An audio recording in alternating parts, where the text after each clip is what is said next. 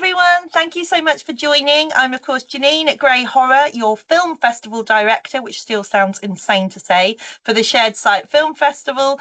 I'm delighted to be joined by my co-partner, Claire Napper, who is the event director for Strange Little Obsessions, of where the neurodiverse horror event where the Shared Site Film Festival will be taking place at the Crown Plaza Hotel in Nottingham on the 26th and 27th of September. And we are delighted to be welcomed by the wonderful Sabrina Rivetti, who is a filmmaker whose horror short The Bait will be screening as part of one of our shorts blocks on Saturday, the 26th of September. Hi, Sabrina. How are you? Hi, I'm great. Thanks. How are you? I'm really glad. Thank you so much for having me. And I'm really excited and happy for Shared Sites. I think it's going to be amazing, and I'm so happy for you, because obviously we've known each other for a little bit, and so when I saw and you told me, I was super exciting news. So very, very happy. Thank you so much, and thank you for submitting, because it really does mean a lot to us to have the support of the independent filmmaking community. Like, it's wonderful. Thank you for screening our film. For a first event and a first film festival, to us to look, the support from everyone on different levels is and the faith in us is overwhelming. Yeah, just a little bit, just to say the least. I'm still pinching myself daily that it's actually happening, because it's a lifelong dream. So I'm like, is this real life right now? Yeah, but this is what I love about the independent horror community, isn't it? Because we're all supporting each other. I love it. Yeah, she came to me and was like, "Oh, I've got an idea for this in the future," and I was like, "Well, I've got the space. Let's do it." Love it. The future is like in 2 months. No pressure. Yes, literally. Wonderful. So I obviously know you on the film festival circuit of the last few months for The Bait, but for those who haven't seen it and who are interested in seeing it in September, can you give us a little bit of a spoiler-free overview? Yes, so it's we follow a couple, Rosie and Annie, as they have one of their few arguments / debates over religion, as they've had in the past, which is triggered by their cat Ripley going missing.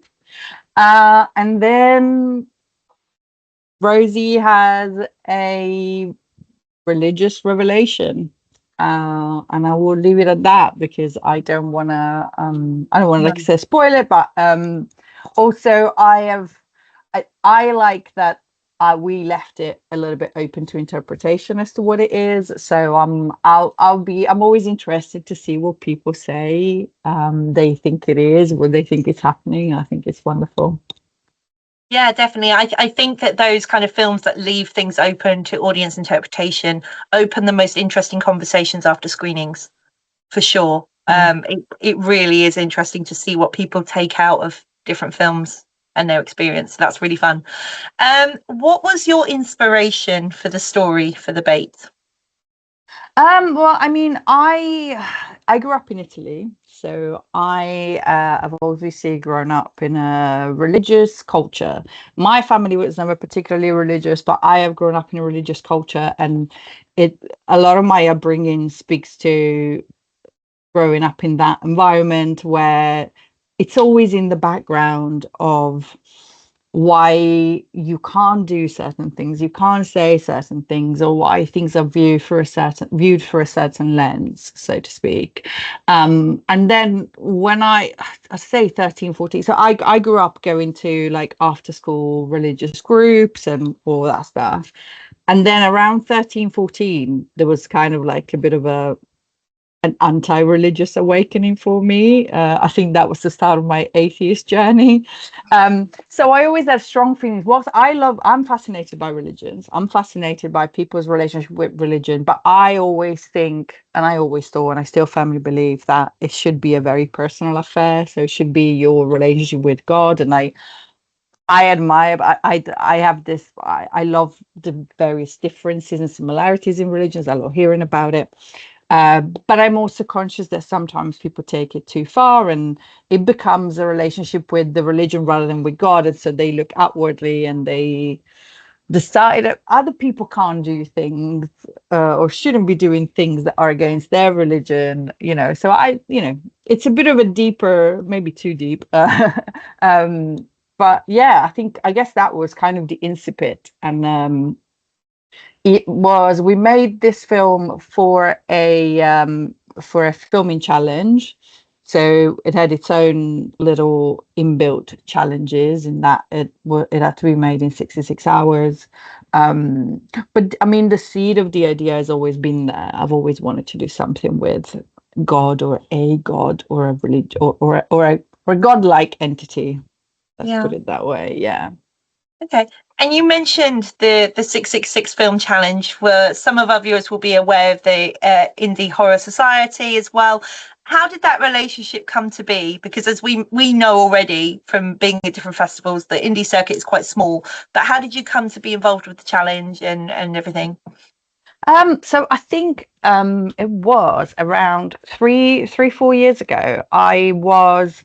It's when my creative itch started to make itself known again, and I started writing a little bit, and I wanted to make something. I had a few ideas, and I came across the Independent Horror Society. I think, in fact, the 666 challenge is the very first thing I came across, and I think I went to the first year of screenings, and I started meeting people. I met Chris, I met Jim, and I met Damon and Jen and a few other people, and I kind of grew from there. And it was I don't know, it's hard to imagine a life where all of these people and all of these events and things are not part of my life. But yeah, it was very gradual, but it was like one event at a time, one networking event at a time, one festival there and one screening there, and yeah, and it kind of took off. And I think I had an entry in the second year. And then, yeah, debate was last year, and we've got one in this year, which is very, very, very, very silly. Opposite of debate. It's called Happy Ever Afterlife, and it's the dating game. If you're familiar with the 60s, 70s dating game in the underworld. Oh, hello. It's very, very silly. I need to see this. Well, hopefully you'll see it soon. But yeah, this is our latest entry. It's nothing like debate. I don't even know if it will ever be the best thing I've ever done or amongst the best things I've ever done, but it will definitely be one of my favorite things I've ever done, because it involves some practical effects, and a lot of silliness, and there is a message in it that's very woman dating world coded. But yeah, it was fun. It was a lot of fun, and it's always a lot of fun. And I think it's a great, if there is any filmmaker who wants to, stretch their filmmaking muscles, I think that's a great opportunity, because it's just, you're making something over a weekend. Yeah, I think of the 32 shorts, we've maybe got 4 from the 666 challenge over a couple of years. Yeah, we're really fortunate. So as I was saying, it's not quite incestuous, but it's definitely very close. Everyone knows each other. Oh, you're playing this festival, well, so am I now. It's that kind of vibe, which I'm so here for. I was just thinking of the interviews that we've done recently as well, like the amount of people, it's like, especially for the shorts, it's like, oh yeah, we've done this at a weekend just at my house or at this place, and I just love the creativity of it, and all being done in such a short space of time, and just kind of getting it out there for everyone. Yeah, it's a lot of fun. I mean, a lot of debate was built around, a lot of visual was built around the space we had. So that's another thing I love about the challenge is because you have to work with what you have, and you have to get it allows you to become instantly more creative, because they're like, well, this is what we have. What can we do with it? And that's exactly what we did. Like, the opening shot is literally, I saw the space and I took David, my DOP, out, and I was like, listen, let's go to the back of the garden. It's like, imagine it's night and the lights are on in the kitchen. This is our first shot. Like, this is how I want to open, and this is how I want to end. So it's kind of like, it kind of that was where it came from. I was like, I don't care what, it doesn't matter what we make, but this is what we have to shoot because look at it. So we kind of worked with the space we had, and it had, again, its own inbuilt challenges because of the time, but also because a lot of it was at night and needed to be, so it's all at night, so it needed to be dark. And because of how the house is, there was no place to hide, so we had to wait until it was actually dark, which in May is around 10 p.m. So that meant that the clock was ticking for the whole day on the Saturday of us not filming. And it felt a bit daunting, but they gave us the opportunity to discuss the shots. Meant that Holly and Sarah could sort of do a little bit of a rehearsal. They could have a chat with the writer, Georgia. You know, it allowed us to do a few things that we weren't able to do the year before because we started shooting at 10 in the morning, for instance, you know. So you can do it different ways, and each has its own pros and cons, so to speak. And what was the most enjoyable part of production for The Bait? I think being on set, I just love it. I just love being on set. It's just a lot of fun. It's like a lot of all these creative people coming together and kind of making a film together, because it does take a village. It's not just the director saying, oh, let's do this, let's do this, let's do that. Like everyone has ideas, and, you know, I'd say everything and everyone contributes to making the film what it is. And it was really late, so I think we stopped filming at 3. I don't know if everyone would agree with me that being on set was the most fun stuff, because we stopped filming at 3, and then I said, do we have time for one more close up? And it was met by a resounding no, because everyone wanted to go to bed. I was like, okay, but we'll do it next month, yes. Because obviously it had its own life after the challenge, so we kind of tidied it up a little bit, and we went and shot those close-ups, which I feel were needed. But it was just fun. It's just great being on set and getting creative. Yeah. And I kind of already know the answer to this because I've seen it a couple of times at different festivals, but what's been your experience of reactions and feedback from the film festival screenings to date? I think it's a mixed bag. So a lot of people, especially like from the latest that we have shown, it was shown online, so I guess it was a completely different audience, and a lot of people didn't get it, which is fine. I'm totally okay with people not getting it, and to an extent it's kind of like we left it vague on purpose so that people could take away their own message with it. But it's generally well received, but I like all the different takes. So I think the best reaction, I have to say, was in America for Film Quest. The audience went absolutely wild. There is a tiny little line that makes me laugh every time, and it only makes me laugh. I'm always the only one who laughs, and it's when she says, "You miserable bitch." I always laugh because I remember being there and go like, and it normally doesn't get a reaction anywhere, but at Film Quest, everyone laughed. It was like an uproarious laugh, and I was like, whoa, it's not that funny. And then towards the end, they started getting more and more like, whoa. I want to spoil it, but you know, when the thing happens, everyone went, what the fuck? I was like, what? This is a reaction. So my head started getting bigger and bigger. I was like, oh, they love it. It was great. It is a real blindsider moment because you genuinely don't know what's coming, and it's I love the swerve. I'm so when I watched it, I was a bit like, the fuck have I done? And I was like, let me rewind quickly, watch it again, and I'm like, huh? I think that's going to become my signature, because Graeae has a bit of a moment like that. It's a bit of a longer thing, and it's a definitely different theme, a different vibe, different tone.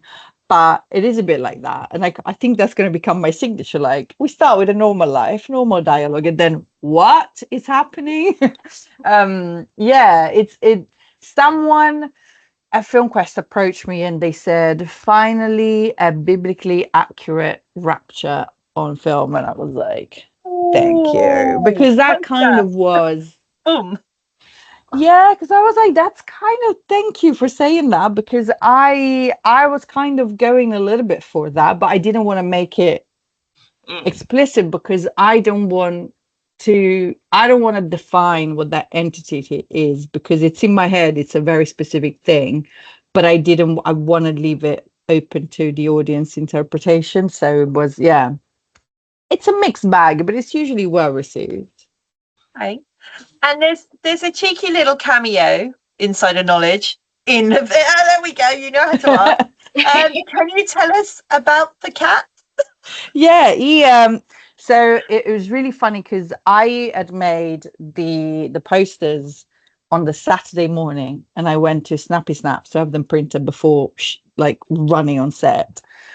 And obviously it's a missing cat poster for Ripley, aka Bernie's very first appearance on stage. I would show him, but he's a bit shy. He's camera shy.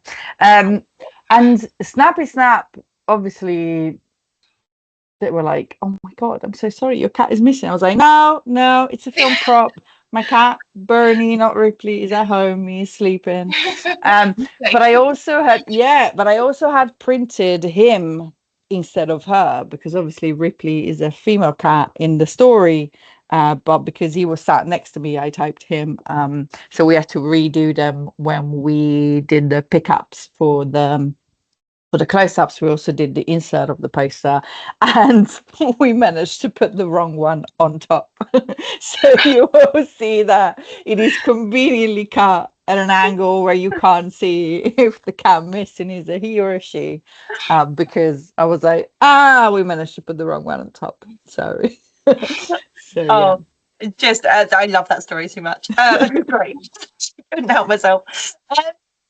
And can you tell us about your filmmaking journey? Like, how did you come to be at a place where you are at the moment? That takes me back to when I was 13. No, I won't go back that far. But so on a Wednesday. So when I was really, really young, I started acting, and by young I mean 12, 13. It wasn't anything glamorous. A lot of it was small theatre companies.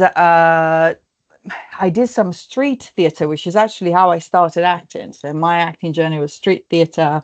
Then I went into work with a company, and then I started doing a little bit of on-screen acting. That's when I kind of started thinking, oh gosh, I really need to think about doing this seriously. Otherwise, it's just a hobby. And that's kind of why I moved to London in 2005, I suppose. So I did a little bit of stuff here, but it wasn't like, it was mostly with friends. It was nothing, and it was always on camera. And then I quickly realized it's a very different world here. If you don't at the time, it's different now. But when I came to London and I started as an actress, it was very different. If you didn't have an agent, you couldn't do very much. And in order to have an agent, you needed to be in something. And in order to be in something, you needed to go to an audition, which you would be put forward to by your agent. So it was a bit of a catch-22. So after a few years, 2 degrees, and a 9-to-5 job, I got the creative cravings again, and I just started writing, and then I just started making films. It was very much in the last 4 years that I came back into it. I think I might be giving away my age. Why not? I haven't been doing much in my head, so you're fine. No. So yeah, so as a very, very, very new baby director, it's not been very long, but my love affair with the creative side of filmmaking, and it's been very long in the making, for sure. And can you talk us through some of your inspirations for your creativity? Where do you draw your inspiration from? I mean, I try and watch as many films as I can, but I am always attached to especially with horror. I always go back to what what I discovered as a kid. So it will be anything from The Exorcist, The Shining. I growing up, I think actually one of the very first horror films I've seen was a Dario Argento film, because my mum was a Dario Argento fan. Yeah. Nice. So I would say that probably Deep Red, which is Profondo Rosso in Italian, is probably could be the very first horror films I've seen. No. Scarred for Life, because Yeah. there's still a scene in that film where it gives me a bit of a goosebump when I watch it. To this day, Giallo will do that to you. It's Yeah. an untapped subgenre that people like really need to delve in. Like The Bird with the Crystal Plumage gets me, but yeah, it's got its own. Like, I know it can be. There are elements that can be a bit goofy and a bit funny, but there is it's that mural in Profondo Rosso when there's with the every time I see it, I'm just like it taps into some core memory. And also Poltergeist. I think Poltergeist was another film, a very early film that I saw, and I discovered recently purely because of my reaction to seeing it again as an adult. That is where my fear of clowns comes from. That doll, that damn doll. So yeah, so I would say I like modern horrors. So I'd say, I don't know, Hereditary or Eggers. Big fan of comedy horror. Edgar Wright's Shaun of the Dead. It's one of my favorites. Actually, one of my favorite films of all time is more of a comedy, but it taps into the horror genre, and it's Young Frankenstein. It's a lesser known film, but I know it by heart in Italian and in English. And so I just love to put a little bit of the silliness. I mean, admittedly, the two films I made this year are very silly. But yeah, I think I would say the classics. Okay. And speaking of future projects, can you let us into a little bit of insider knowledge of what's to come next? Yes. So this journey very much started in full swing when I wrote Graeae, which is the short we made in April this year. I wrote it in 2023. It was very different then. It's since the script has changed so many times. So this essentially is a comedy horror with a tentacled monster in it. So it's a very different step change from Debate. So it will be a different tone. But like I was saying earlier, I think I have that's going to be my signature, where the first half of the film is very normal life, and then there is that switch where you kind of go, what is happening? And yeah, so that's still in post. We're still finalizing a few things with editing and sound, and that will hopefully make its debut on the festival circuit in September. So I'm hoping that time, September, October time, will be when it starts. And then like I said, the Happy Ever Afterlife, which is the 66 challenge film we made this year, I'm hoping that's a bit niche. I don't know what its life will be after the challenge, because it's a bit niche. It's very, very silly, but there is also a bit of practical effects in there, which I was chuffed with. That's all I will say. We always champion practical over CG where possible. So because it lasts longer, it looks better for longer. It's more like in Graeae we have a practical monster and we have practical tentacles. So there are bits where there will be small enhancement with VFX, but the actual monster, all of the tentacle stuff, it's all practical. And it was just a joy to make. It was a lot of fun, a lot of trial and error. So basically there was a scene where, I don't know if I should say it. I can say it. There was a tentacle in somewhere, and my DP set the camera and he went, just go nuts.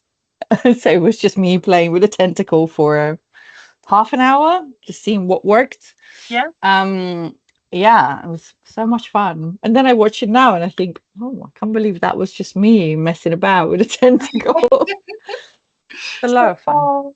Can't wait to check it out. It sounds great. I love a good creature feature as well. Yeah. Yeah, it's a bit crazy that I made that. I was like, whoa. Well, But yeah, it's now in my room. Oh, The monster, okay. it's in my room. Love that. In a box with my cat constantly clawing at it. So I want to buy a one of those, sewing mannequins. Just stick it on it and that's it. It's going to live in my room. I don't think it'll survive very long with this guy, but No. Nothing survives with cats. We had a chat with someone earlier who would have the head for your mannequin, to be fair. Oh, yeah. Yeah, that's a good point. wow, okay. Yeah, there's a short with a mannequin head in it, and they had it propped up in the back of the interview, and I was like, I'm not okay. Just don't look at the head. We'll be fine. As long as it doesn't move, it's all good. Yeah. I'm sure it's Oh my staring god, at me. can you imagine? Can you imagine if you suddenly during the interview? Or it just flew off the surface. You're like, no, I'm good. I'm all right. Leave. Yeah, I'm gone. A cursed wonderful. mannequin. Yeah. Yeah. Okay, cool. So we've reached that point of the interview where I've got a quick fire round. Oh, that's really scary. What do you mean a quick fire round? It's really not. It's just lots of random questions that I hope to answer quickly, but we never do. Okay. So we'll see. Okay, let's see what happens. You know me, I digress very quickly. Okay, here we go. Favorite subgenre of horror? Favorite subgenre of horror? Supernatural. Nice. Okay. Heroes or villains? Villains. They're more fun. Okay. And do you have a favorite villain? God, do I have a favorite? God. That's it. I answered the question. Yes. It's you over. We've been cancelled. I love it. I love that. No, I have a favorite villain. No, I think the Bible is traumatic. I'm not going to lie. The Old Testament. I speak as an ex-religious person. That's all I say. And I like living in a Catholic country where a lot of, even in a non-religious family, a lot of my life was, you can't do that. No, let me think of a better one. Maybe of a less controversial one. Favorite villain? I don't know, because it's hard to say. No, I'll stick with God. Was there one that stood out to you recently in anything you've watched? What did I watch recently? Well, do you know what I watched the other night? The Bone Temple. Oh, yeah. And I think Jimmy Crystal. Oh, well, in recent history, like another Jack O'Connell. Jack O'Connell? Yes, Jack O'Connell. So it would be Jimmy Crystal and Remick from Sinners. Wonderful. That would be.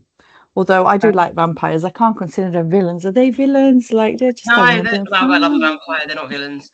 No, I just struggle. Just higher up the food chain than us. That's all. Yeah. Yeah. What can you say? I think I'm showing how much I like villains in that I sometimes don't see them as villains, because I'm like, that's a villain, but I don't really think of them as a villain. For me, it depends on if the cast they're going against are annoying. So all of 2000s horror, I'm full of villain, because the casting of teens and 2000 slashers was atrocious. However, now that villains and filmmakers have got more savvy, they've created villains with a backstory, with a bit of empathy, with a reason and a rationale. Then I still like the villains. I don't care who's against them, and they could be the best protagonist in the world. But I'll tell you what, Megan Fox in Jennifer's Body. Oh, that's a good one. Yeah, there you go. That's one of my favorites up there. I mean, my son, he loves any film with a good villain in it, and villains will always be his favorite. He's very literal when I ask him questions because of his autism. So I'll be like, "Oh, what's your favorite part of this?" And he'll describe it. Who's your favorite character? And it's generally 9 times out of 10, it will always be the villain. Mm-hmm. Why is it the villain? And it will be for what they've done to hurt people, which is really so. In Jaws, the shark eats people. In Anaconda, the snake obviously kills them and stuff like that. I'm using animals because it sounds better than people. Yeah. Well, but that's the thing. So in Jaws, I do not class the shark as a villain. No, I wouldn't either. But I'm using that as an example because I'm like, I don't want to actually name characters. I think However, in my letterbox review for Jaws, I've put an alternative synopsis of a poor tormented shark is trying to escape these three tormentors, and we have to experience this torture experience. We have to experience his, like, I know what, I don't remember what it is. It's like a small town chases this shark, and we experience his trauma through the eyes of his three wicked tormentors, or something like that. Because the poor shark, I'm like, he's just minding his, that's his home. He's just trying to get on with his day and just, Poor people get in the Bruce. way. That's his home. Isn't one of the sequels set up where one of the women in the main characters believes that the shark is stalking her family? I'm like, what world do you live in? I think that's the fourth shark, Jaws 4. Amazing. No? I didn't realise there were so many of them until Dylan had researched.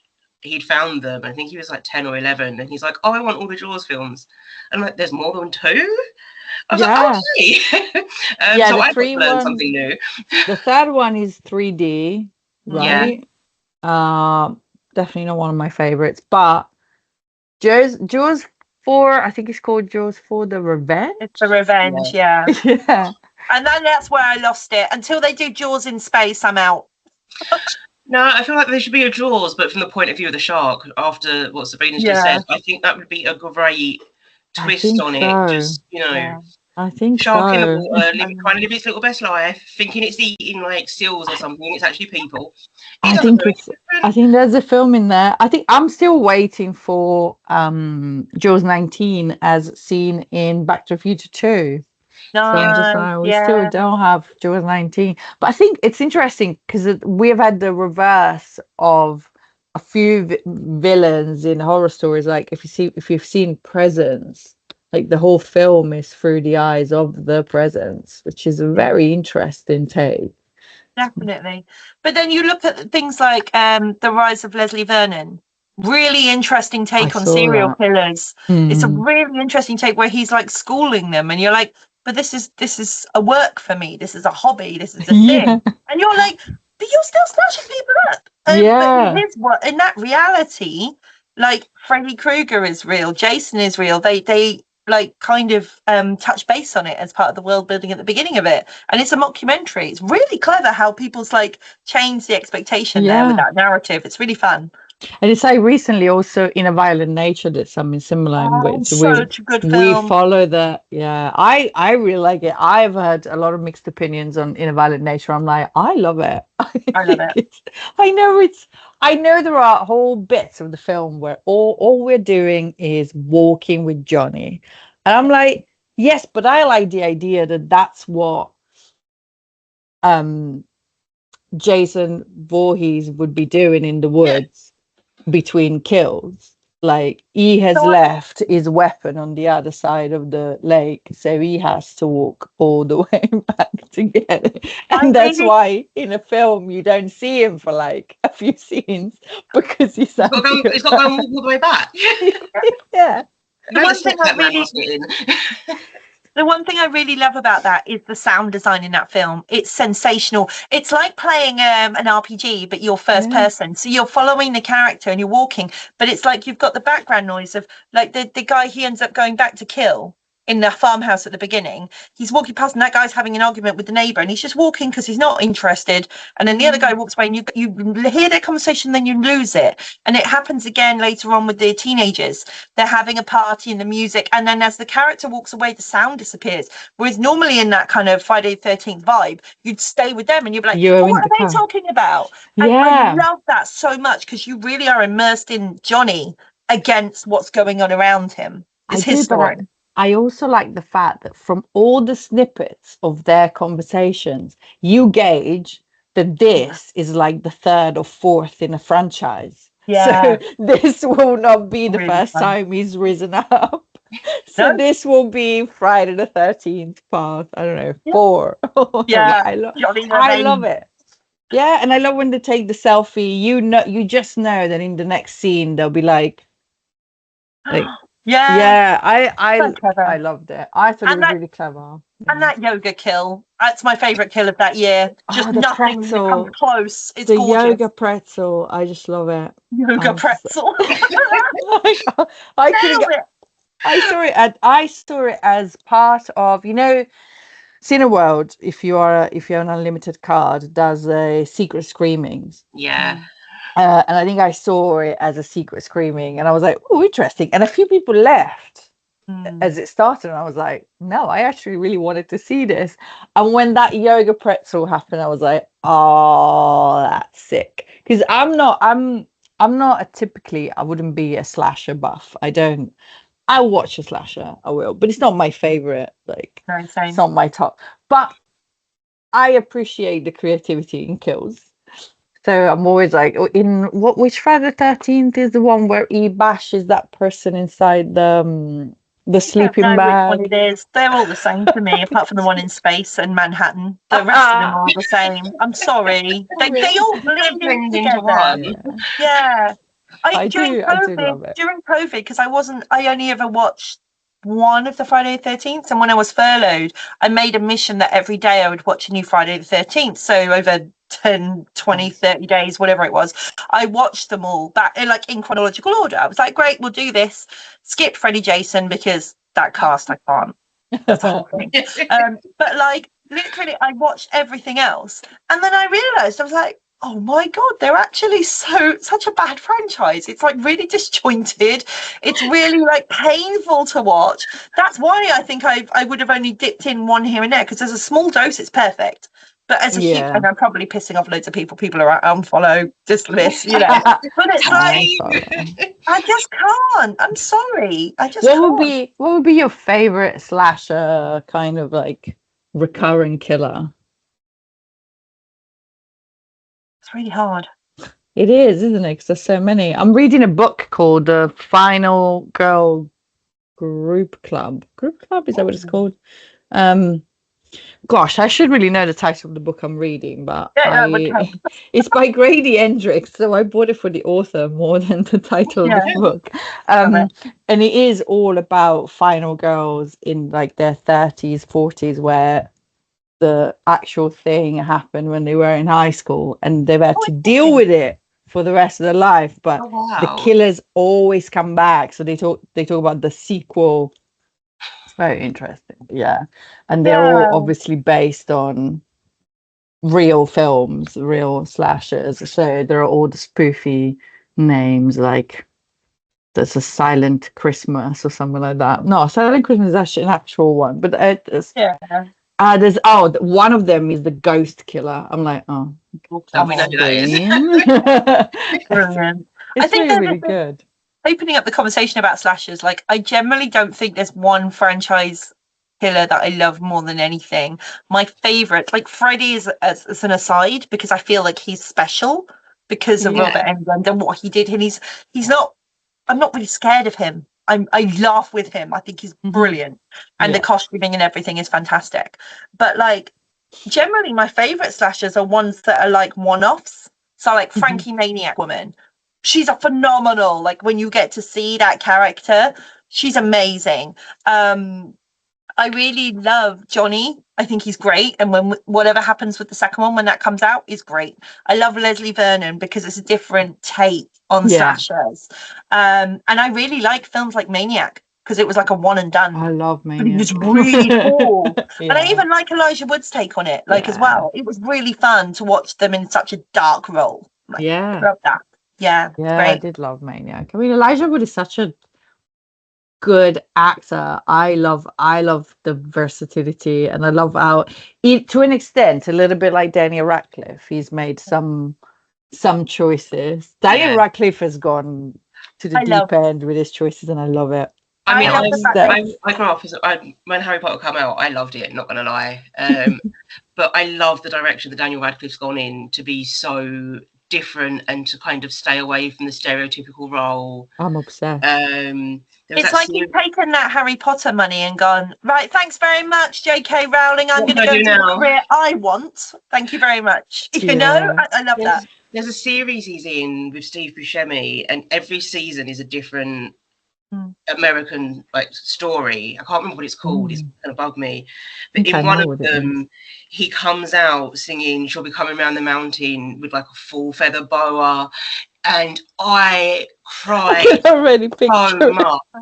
And I'm just like, and this is why we love you, you know. And then you've got Yeah. like Army Man and stuff like that. And I'm just like, just a absolute.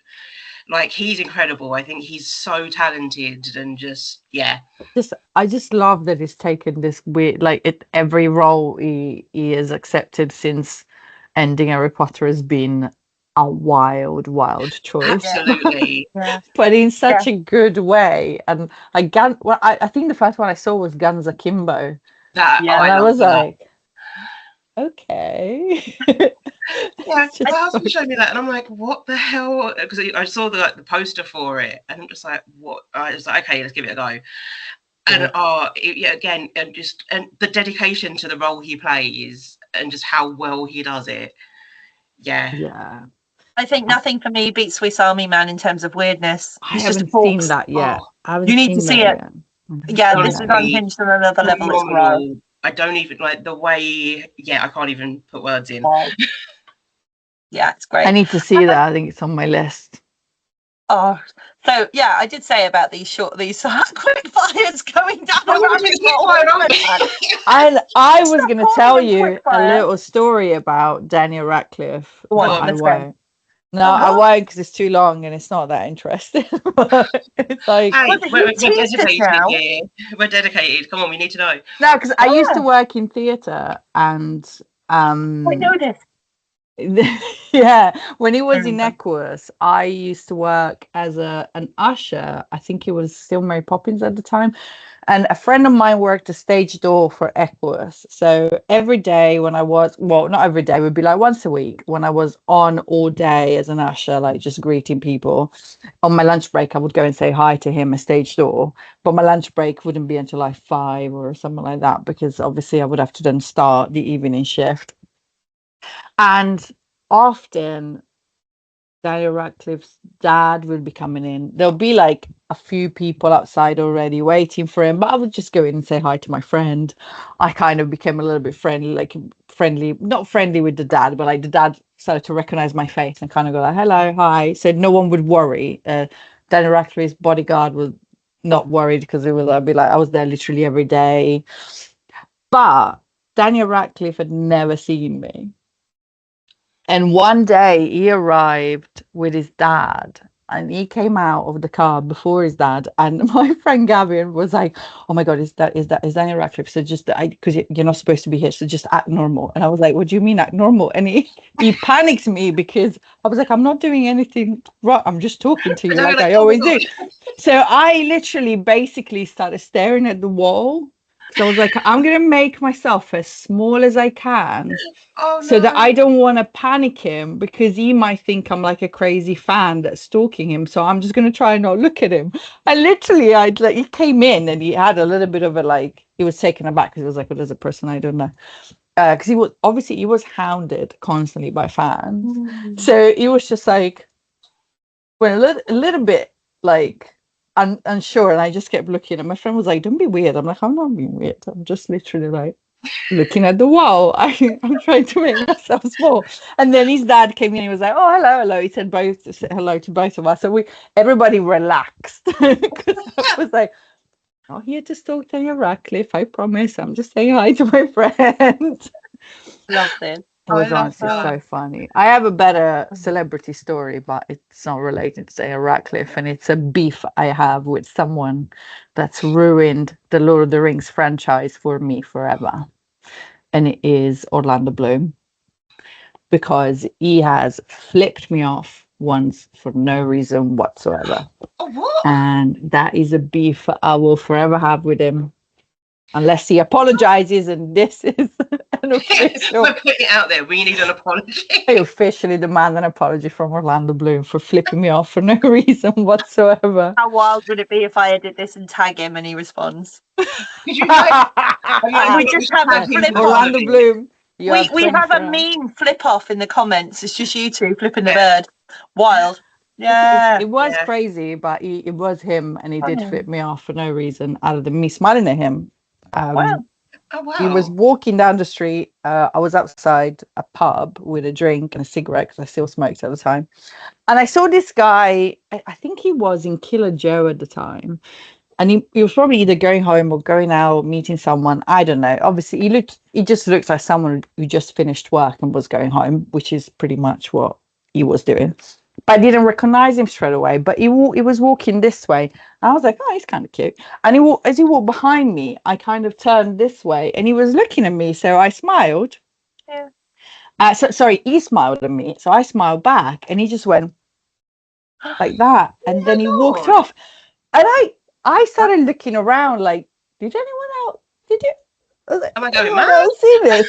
And then I was like, wait a minute. He looks really familiar. And I went on the because I was like, was that Orlando Bloom? No, that wasn't Orlando Bloom. And then I went on the Killer Joe's like thing to see the photos backstage, a stage door, and he was dressed the same. So I was like, oh, so that was Orlando Bloom. Oh, So I told my friends Orlando Bloom just flipped me off, and they were like, that's really cool. I'm like, that's really not cool because I've done nothing to warrant this. At least let me I do don't know. something to deserve it. Come on. Maybe he was having a bad night. You wait, maybe he has a story about you that you don't remember. Maybe you there's a imagine little these? hidden. I Here did we something go. to him. Oh my god, can Maybe you imagine? maybe he has a beef with you. We don't know. Oh, bring it on, Orlando. Bring it on. Like literally now every time I watch Lord of the Rings and Legolas is on, I'm just like, You're sitting there swearing at your telly. Yeah. yeah, I sent a picture to my friend once, literally me flipping the screen, and she's just like, I love it. I love this. You have this beef with Orlando. Those recent cinematic trailer, like the trilogy screenings, must have been wild. Like if you're just sitting there for 9 hours going, yeah, Everyone sit down. Like, I'm no. not finished yet. I go to every Lord of the Rings event just to flip the screen. Like, You're there at like conventions and stuff. Like I go to the live. Monopoly. I go to the live orchestra. So Don't we'll be watching an interview with Orlando Bloom one day, and she'll be in the background going like, "Yeah."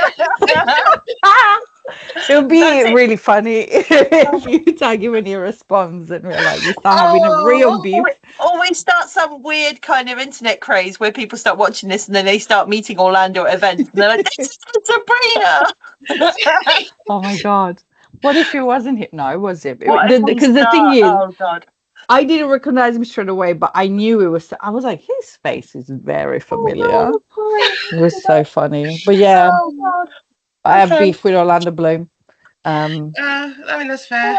I'd have beef with someone for doing that to me, especially for no reason.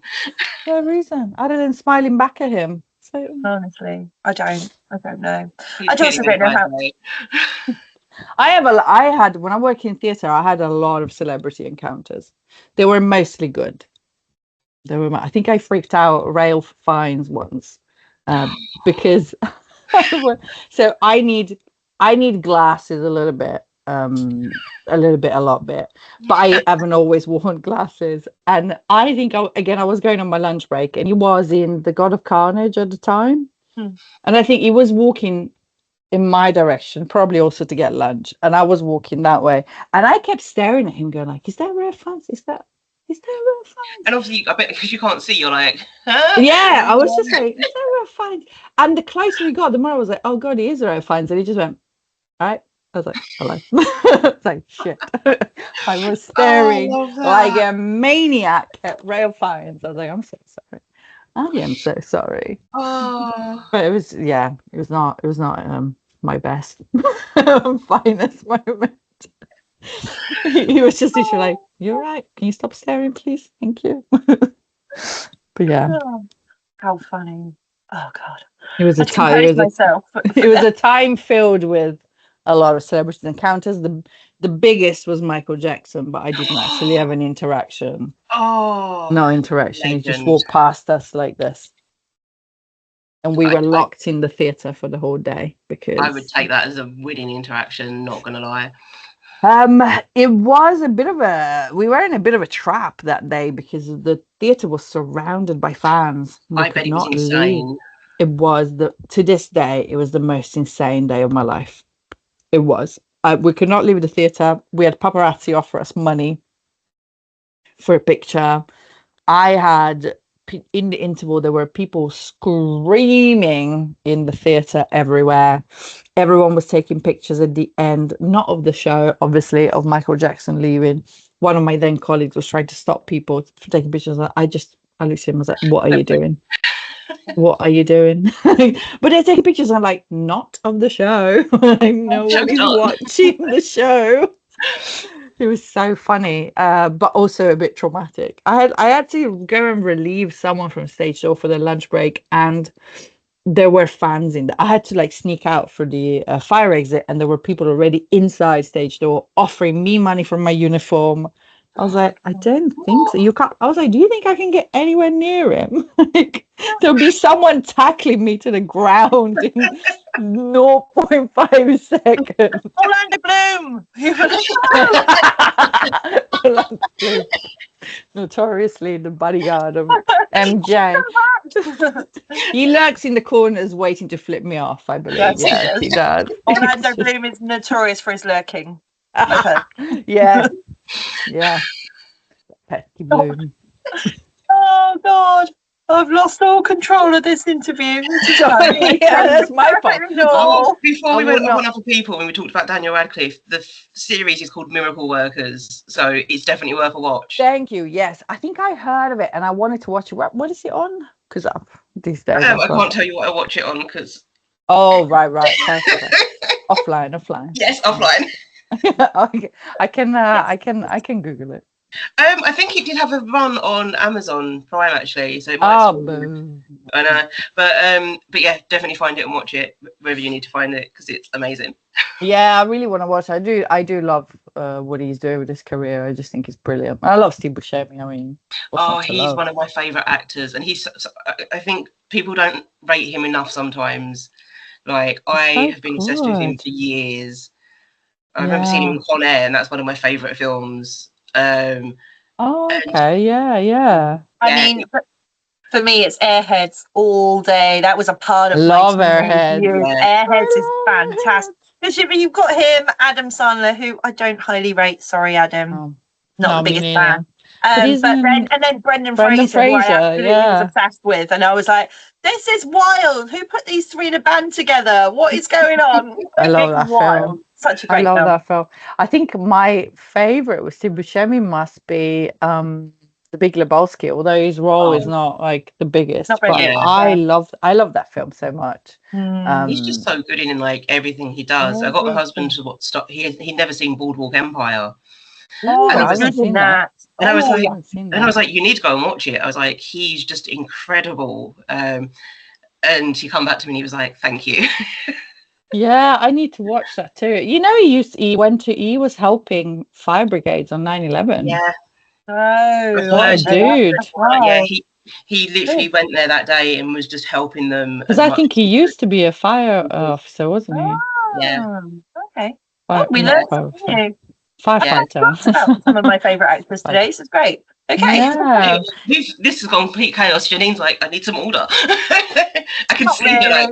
These are clips for the socials. This kind of stuff, chaos is great. Yeah. You can put Orlando. You can put a bit about Orlando Bloom. It's fine. You wait. It's coming. I tell anyone. As well.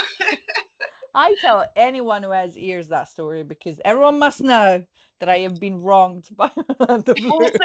Soon my whole 3,500 followers will know.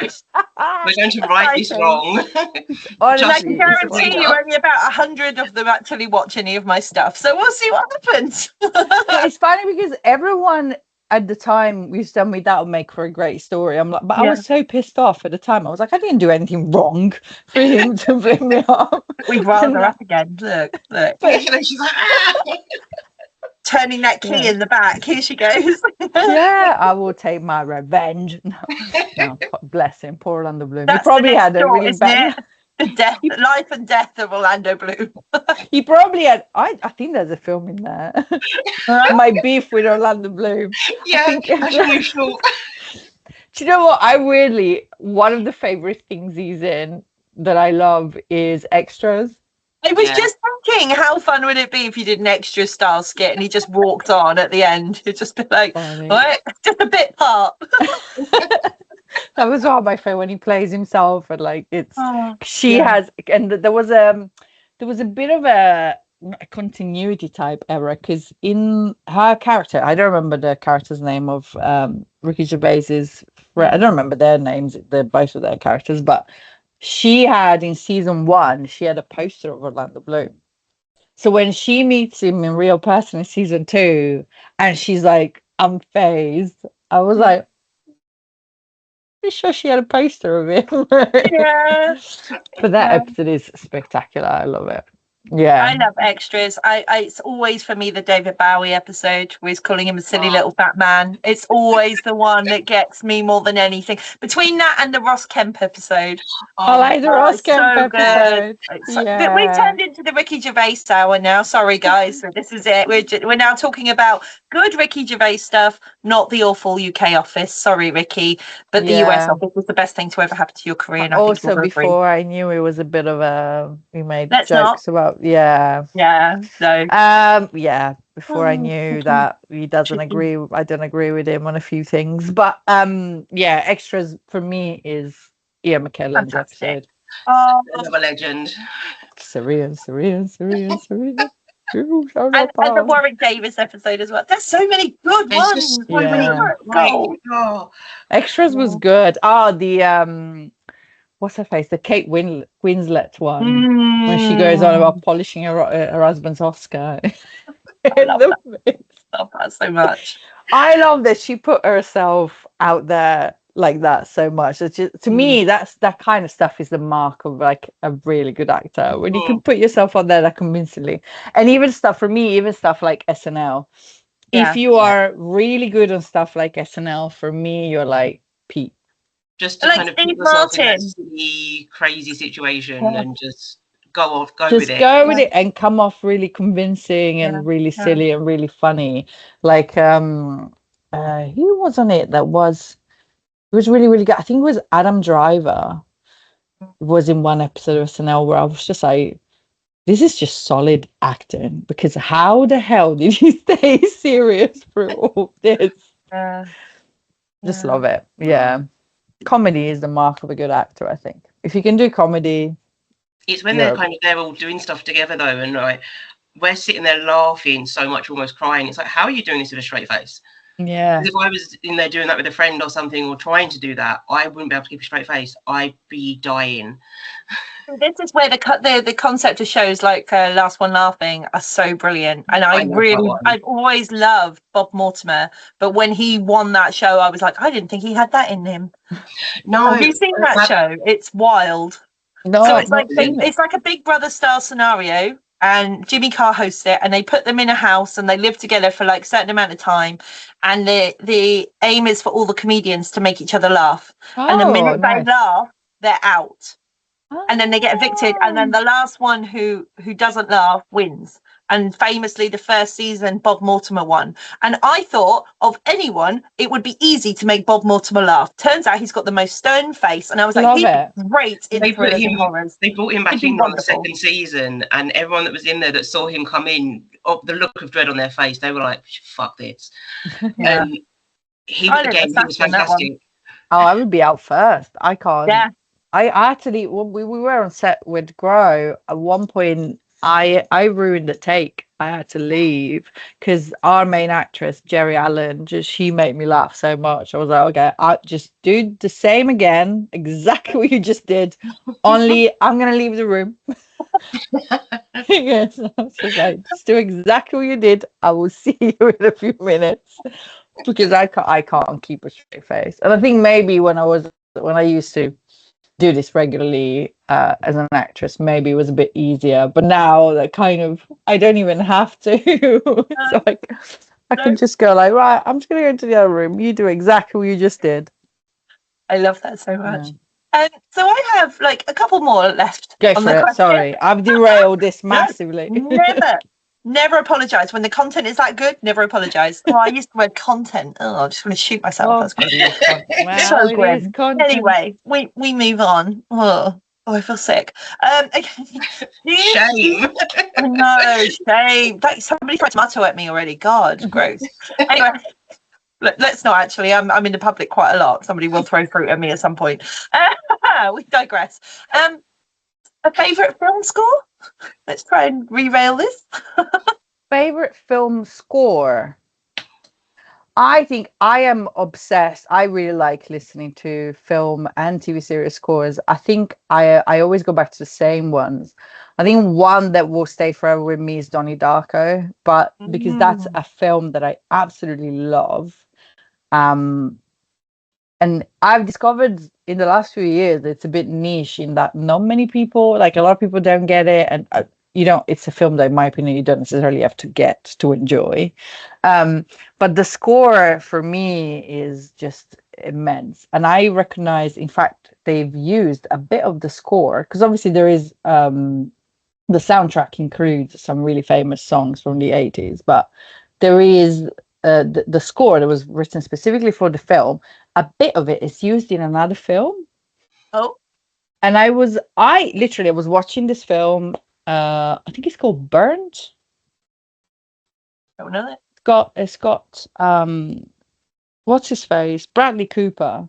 I Okay. think it's called Burnt. I don't remember what it's called. But literally that bit of the score started and I sat up, I was like, they can't do this. They can't use bits of the score from Donnie Darko in another film. That's not allowed. But yes, so aside from your classic, I don't know, I would say Back to the Future, Star Wars, it would be for me stuff like Donnie Darko, eerie. I love that. Yeah. Yeah. Yeah. Oh, that's a really good choice. We haven't had that one yet, so that's exciting. Oh, nice. Wonderful. Is there an actor you'd love to work with and cast in one of your films? Gosh. Put the wish list out there. We're already hitting Orlando Bloom at this stage. We're going to tag Ricky Gervais. Like, let's do it. Who? Well, if we're going in the realm of really super famous people, or people who are well known, probably someone like Kyle Gallner would be at the top for me. And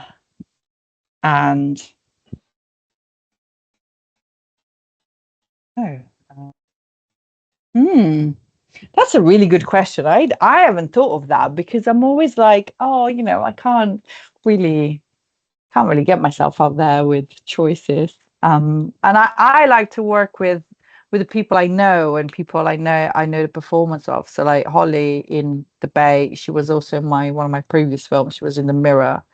I'd definitely love to work with her again. But yeah, I think I'd like to expand a little bit.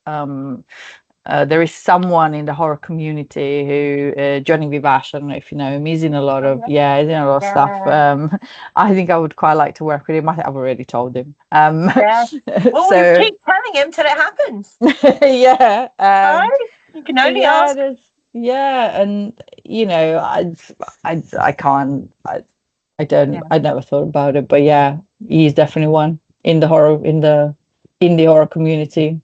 That's a great choice, to be fair. It's a nice little list. Okay, a film you wish you could watch again for the first time. A Woman Walks Home Alone at Night. I love that film too much. It's beautiful. I had that feeling as soon as the film ended. I was like, I wish I could watch this again for the first time. And it made me incredibly sad that I couldn't. But I've rewatched it since a few times. It's just so beautiful.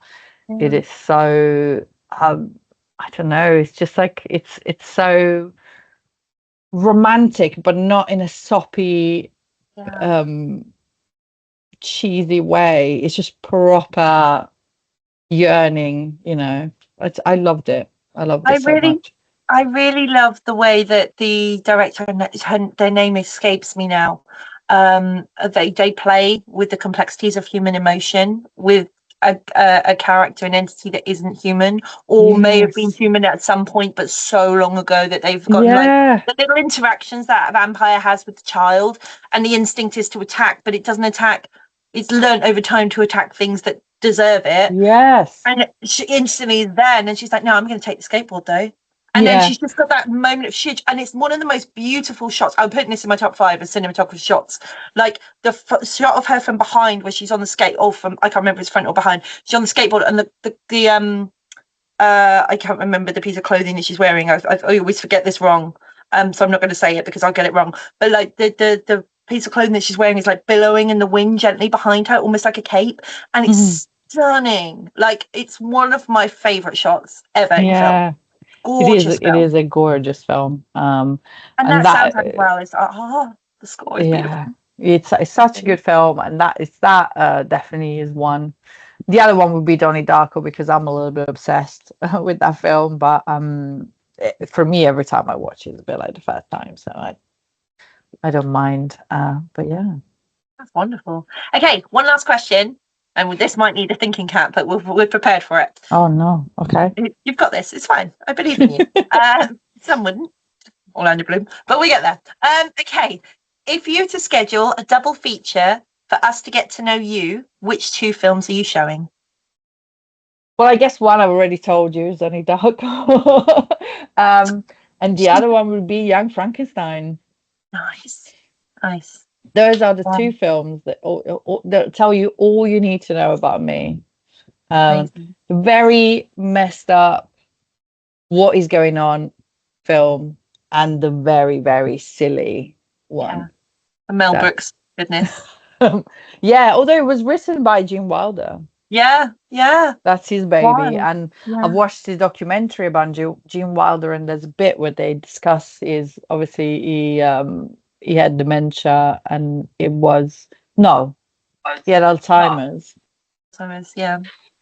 So in the last few months, I think, of his life, he had forgotten about it. It was the favorite thing his favorite thing he's ever done, and he forgot about it. And I was just weeping. I was on the couch weeping because he couldn't remember Young Frankenstein. I was in bits, in absolute bits. That film, it's one of those films that if it's on, which is never, because I've learned again since I moved here that in this country is not as famous as other Mel Brooks films. So a lot of people I know have never seen Young Frankenstein.